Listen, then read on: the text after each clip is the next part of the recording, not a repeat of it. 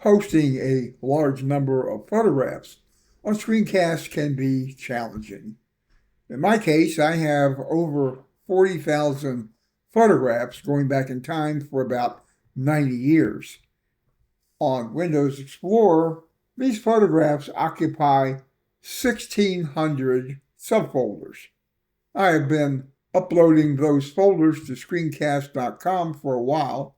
I've so far only uploaded 400 of these subfolders, and that has taken me over 40 man-hours.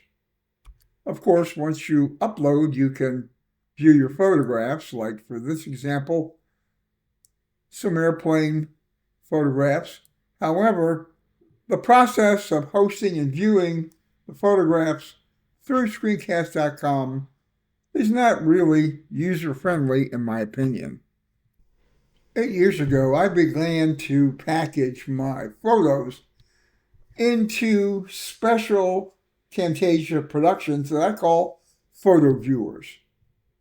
These photo viewers provide an interactive, high-performance way of viewing lots of photographs and giving you the ability to quickly navigate around the photos like you would if you had a really good online system. I've also hosted my photo viewers on Screencast.com. Now, for example, I've packaged all of my photographs into 75 photo viewer productions. These productions provide a high-performance way of viewing and navigating among all your photographs, providing you organize them in a logical way. In my case, I've organized my photographs by both the year and the subject matter of the photos. Let me navigate to the year collection that I've uploaded to Screencast.com. All of my photographs occupy only 75 objects in the by year collection. Now here I'm looking at the library folder for photo viewers by year, but I've also made a collection of photo viewers by year. And let me navigate to that guy. And here you can navigate, find a photo viewer, and go there really quick. Again, the big advantage of prepackaging all your photos into photo viewer productions with interactivity is that they will take up a lot less object space on Screencast.com. Another issue to keep in mind is that you cannot have subfolders in collections on Screencast.com. Now, I mentioned that there are 1,600 folders worth of photographs on my Explorer collection of photos, and that would occupy 1,600 collection in the collections list, since you can't put subfolders under a collection like you can with a subfolder under a folder on Screencast. Here are the subfolders that I've created so far. Again, I've only done 400 of these out of 1,600, and getting those 400 uploaded into Screencast has taken me over 40 man-hours to do. Now we'll navigate back to my collection of photo viewers by year. And if I wanted to see all the photos that I took in, let's say, 1972, I'll hold down Control and then open that photo viewer, Alt Tab to the video, and now I'm ready to rock and roll. These photo viewers have interactivity. They have closed captions, markers, table of contents, and you can seek among the photos using the table of contents or the scrub bar.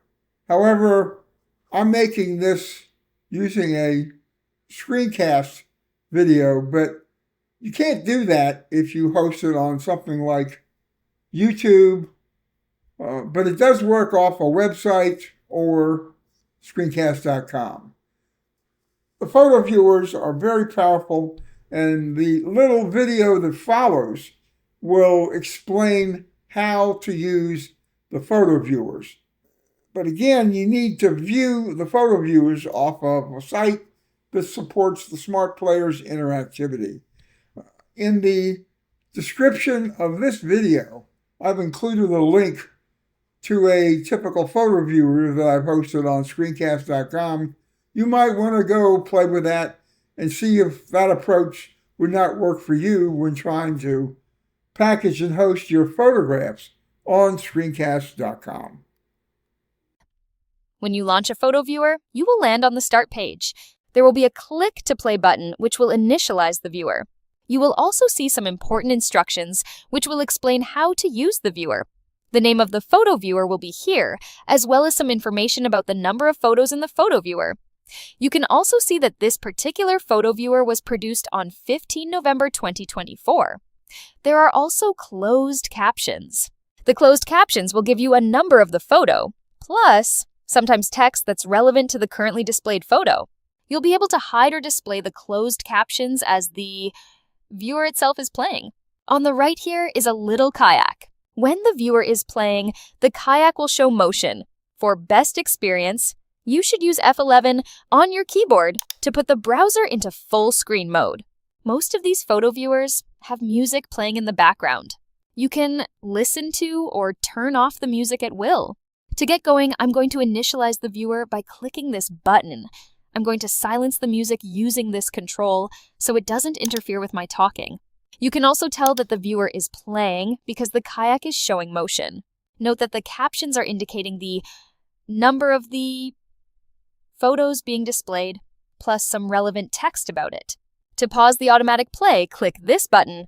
Once you pause it, you can sequence the photos manually using a couple of methods. One is to use these controls. If I select this one, we'll advance one photo at a time. I can go back one photo at a time. I can also use the right arrow key on the keyboard to go forward, and I'm using it in sequence here. And I can use the left arrow key to go backwards, as you can see here. I'll mention in passing that when the viewer is playing automatically and we'll get it playing again, that you can use the right arrow keys to sequence forward or back, and it will continue to play. And you can see it's running automatically. And if you have the audio on, the audio itself will continue to play, even though you are sequencing manually. So I'm gonna pause again. To show or hide the closed captions, you use this control here. They're currently being displayed. I'll click it once and they hide. I'll click it again, they're redisplayed. There is also a built-in table of contents with photo thumbnails. To display the table of contents, click this button here, and here's your table of contents. You can scroll it till you find a photo that you're interested in, either by the way it looks or its number, if you know that. And you can also search for a particular photo. In this case, I'm going to search for number 350, so I'll type in 350, and I can click that, and we go there automatically. To get out of search mode, I'll close the search frame. I'll mention in passing that you could also search the table of contents for keywords in a caption. In addition to the manual searches, and let me close the table of contents, you can also scrub the video by dragging along the end of the line here, and you can go forward or backwards to quickly sequence through the photos. When you're finished working with a photo viewer, use F11 again to take the browser out of full screen mode, and then you can simply close that browser tab using Ctrl-W on your keyboard.